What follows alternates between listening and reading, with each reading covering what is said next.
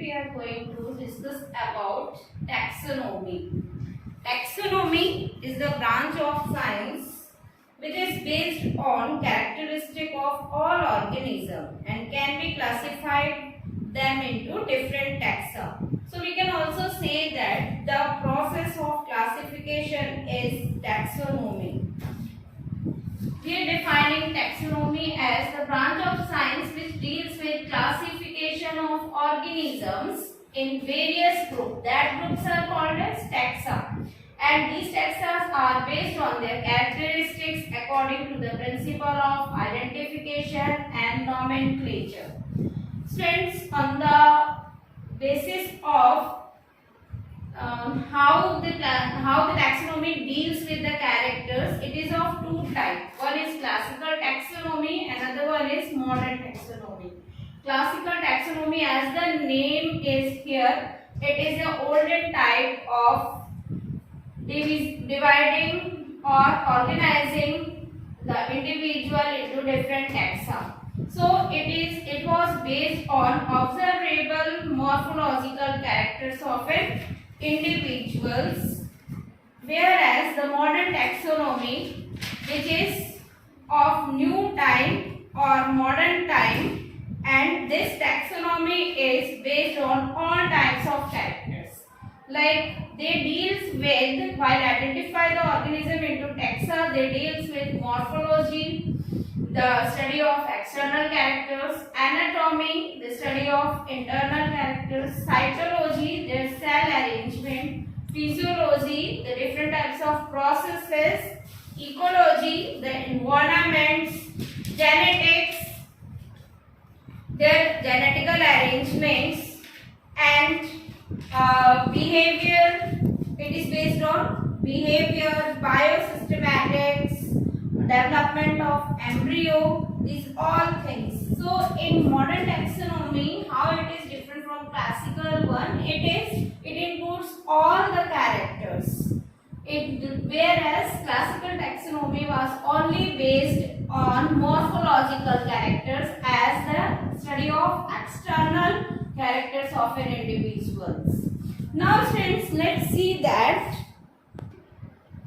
So students, these are the various branches of taxonomy in which they are based as cytotaxonomy, numerical taxonomy, chemotaxonomy, and class-distinct taxonomy.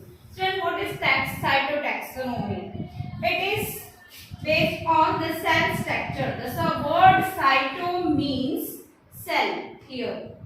So the classification, which is based on comparatively cytological studies, number of chromosomes, number of structure of meiotic behavior of chromosomes, this branch is called as cytotaxonomy.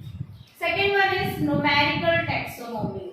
Numerical taxonomy is based on evaluation of resemblance, how they resemble and how they show differences by statistical method. As we are counting here, it is called as numerical taxonomy. So it is based on statistical method on number of characters obtained from all disciplines of biology. Here we are counting the difference, the similarity, that's why it is called as numerical taxonomy. The third one is chemotaxonomy. This classification is based on the characteristic of various chemical constituents of an individual or of an organism. Like the body is made up of only amino acid, protein, what are the DNA sequences, what are alkaloids. So when we are classifying the organism on the basis of these kinds of chemicals, that branch is known as chemotaxonomy. Another one is the cladistic taxonomy. This cladistic taxonomy is based on common phylogenetic, or we can also say that it is based on the origin from a common ancestor. That how the different organism originated, how are they interlinked with their evolutionary relationships. We all say it as the evolutionary step produces in a branching, and all the members of branch possesses specific character that would be absent in all organisms below the branch point. We can also say that the arrangement of an organism on the basis of their shared, similar or derived characters that differ from ancestors' character will produce a phylogenetic tree. That phylogenetic tree is called as cladogram. So, it is also called as cladistic taxonomy. These are the branches of taxonomy. When organisms are categorized in different categories, that categories should be arranged in a step-by-step manner. That arrangement of those taxonomic categories in the way of step-by-step arrangement, that is called a taxonomic hierarchy. Student, the unit of taxonomy is taxon, means that the categories. So here on the basis of their characters, how they are linked with each other and what are their basic characters, then how it comes next by deleting some of the characters. This is arranged in a kind of a manner that arrangement manner is called as taxonomy hierarchy. This is arranged in such a way: kingdom first, then arranged in a phylum, class, order, family, genus and species. Student, the characters which are mainly first originated kept in kingdom. Like suppose we are taking an example of human beings. So human beings are falling in the kingdom of animals. Okay, not in plants, because in plants these are different from it, as they are not doing their process of nutrition by themselves. They have different colors, they are lack of pigment, chlorophyll. So on the basis of such kind of characters, they are kept in kingdom. The next is phylum. Again, when they are kept in phylum, their characters are reduced. It means that they are linked there with some of the characters in the next higher category.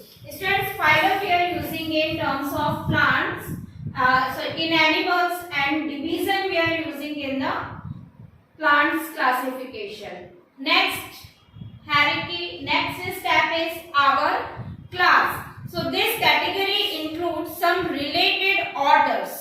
Related orders, we can say that they are showing some of their property. Like mammalia is showing the property of carnivores, and which includes the kinds of animals, and they are eating the flesh. Next category is the order. Students, order is being a higher category, which is called as the assemblage of its interior one family. When different families assemble, they make order, and in this order they are less in number as compared to included family. Means the characters which are more seen in order, they will be reduced in family.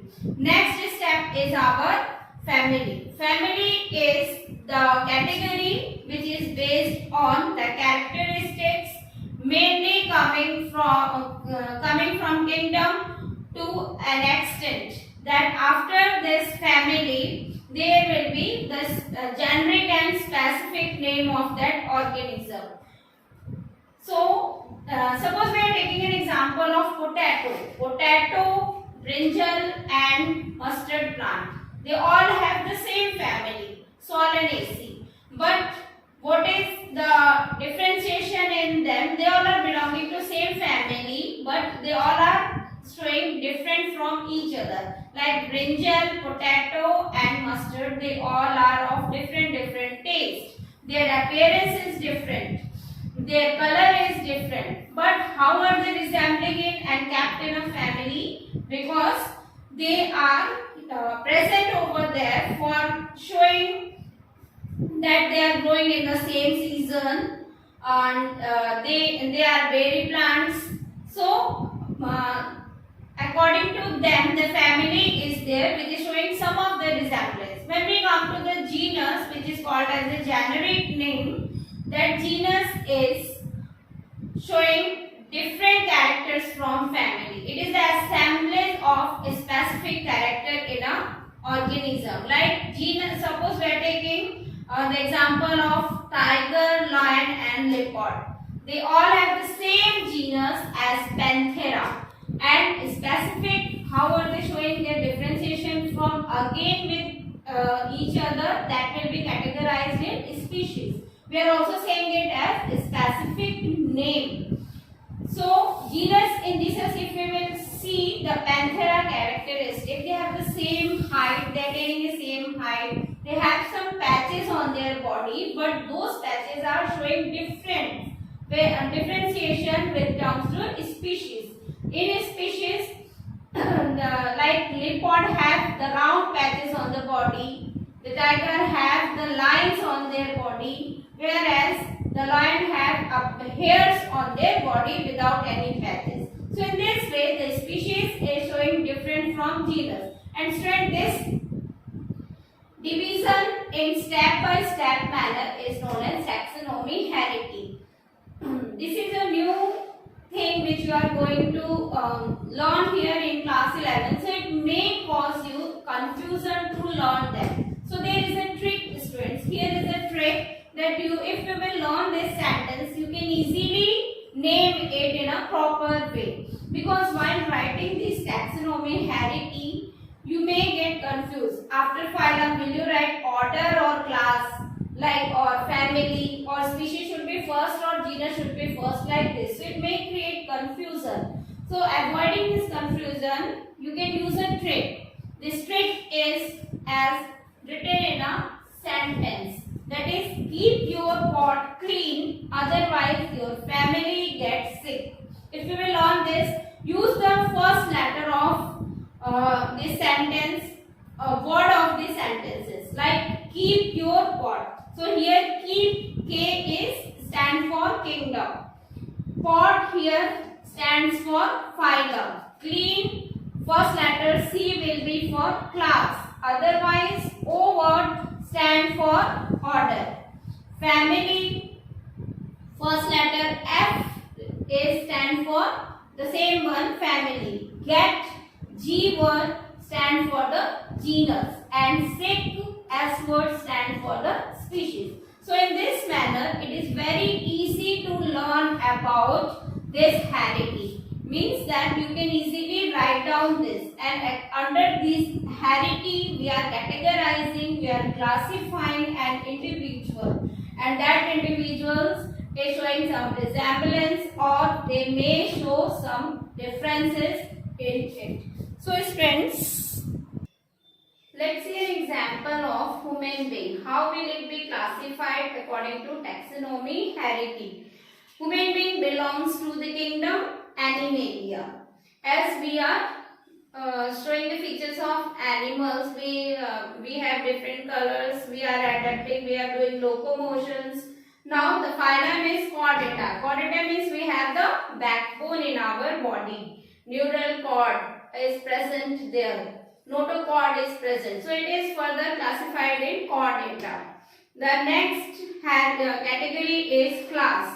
The class of human being is Mammalia. Mammalia means we are giving birth to the baby as well as provide them breastfeeding. So here such kind of organism, those who are doing the same way, they are categorized in the class Mammalia. But still, students, so many organisms are there, but we are showing different from them. Now order is primates. Family is our Hominidae. Hominidae we are resembling to some of the human characteristics, like we are using our head limbs for walking, forelimbs for grasping the things, moving. We are having our brain more developed as comparison to the other primates. Next is genus. Genus is our Homo and species is Sapiens. Students, here again our generic name is Homo and specific name is Sapiens of human being. Please pay attention here that Homo or sapiens, how is it written here? It is again written in an italic form, about which we have discussed in our earlier class in binomial nomenclature, that genus should always be written with the capital letter. First letter should be capital, and species, all the letters should be small. The first letter will also be small, but they should be written in the italic form. So here they are written in italic form with underline. So in this way, students, not only the human being, other organisms are also categorized. When we will go for our next chapter, biological classification, or the kingdom Plantae and kingdom Animalia are forward chapters. There we will observe how the other organisms are arranged in the maintaining same taxonomy hierarchy. So students, don't forget this order of kingdom, phylum, class, order, family, genus and species, and learn that how other examples can be categorized in them. Please write down some of the examples by yourself. Do at least 5. This is your homework. This is all for the class today. In the next class, we will discuss about the taxonomical aids. Thank you and have a nice day.